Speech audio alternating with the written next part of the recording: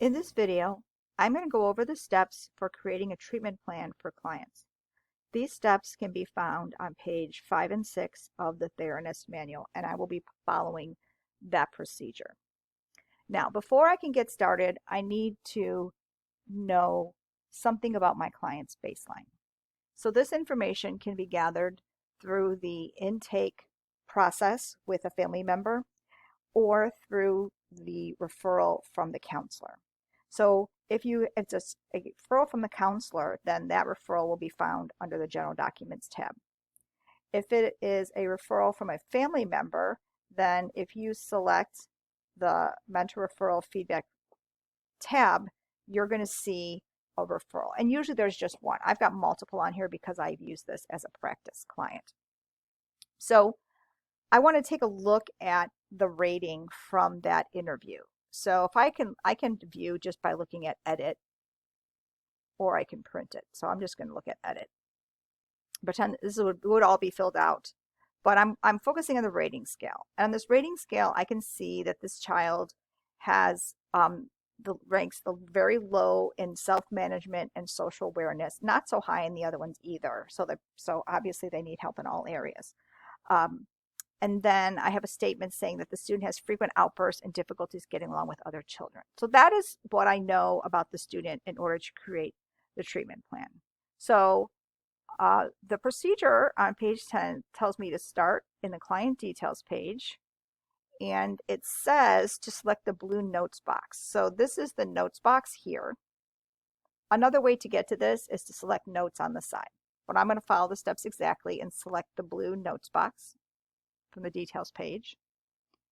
Now the next step is to find the treatment plans tab, then to select the plus treatment plan box. And the first thing I'm going to do is fill in behavioral definition. So it says here that the behavioral definition is a one-time entry, and it's a sentence which is an overview of what the student will be working on based upon this information. So for example, I could say the student will improve upon self-management. I'm going to avoid detail as these records can be subpoenaed. So in this case, it seems like this student is having the most problems with the goal of self-management because that might be part of not getting along with others. So I can also include both. So I could say that the student will improve on self-management and relationship skills. Now, the next thing, it says expected length of treatment. So it's normally it would be 20, 30 minute, 30-minute sessions. But if we're talking about second semester, that's really more like 15 30-minute sessions. So if we're talking like new. So I'm going to say 15 30-minute sessions. Then it says fill an initiation date and appointment frequency. So the initiation date would be today. So today is January 4th. And the appointment frequency would be weekly. And then I am going to hit save. So I need to find the save button. If you don't select save before you go to a new screen, this information will be lost. And then what happens is when when Holly checks the records, she's going to see that it's missing and tell you it's incomplete, and that's why. So make sure you hit save here, but not in the next place.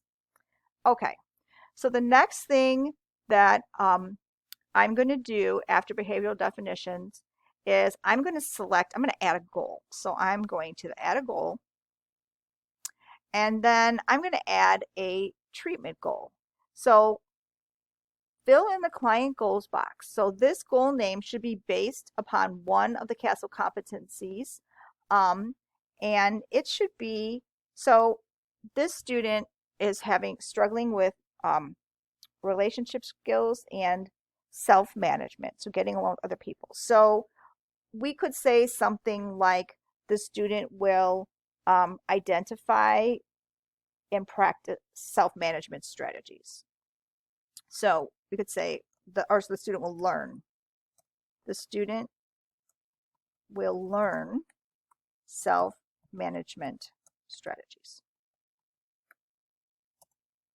So that's the goal. The objectives box is what type of thing it might be a little bit more specific. So how are they going to learn self-management strategies? So you would say something like the objective would be to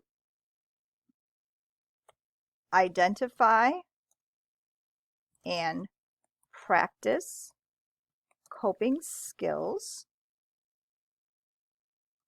and it will be in stressful situations or something like that. And I spelled coping wrong. Okay.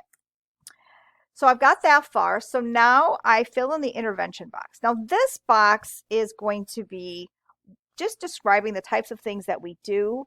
Try to avoid being exactly the same with all students, but you are going to end up saying a lot of the same things. So because it's just trying to put in your own words. So basically, we could say, what are we going to be doing with the student? So we are, types of activities will be, we will use guided practice, role play, activity sheets, and we could say internet resources. Something like that. Okay, so then the next thing is to target the completion date. So that I usually aim for the middle of May. So if I look at the calendar, I don't know why the wrong thing's popping up. I want to go, all right, so we're going to say the May, and just hit the middle of May, because that's usually when we stop. And then it's going to be at the target completion date box. It's actually kind of in two places, so we'll just put it in the other place as well. And then it is in progress.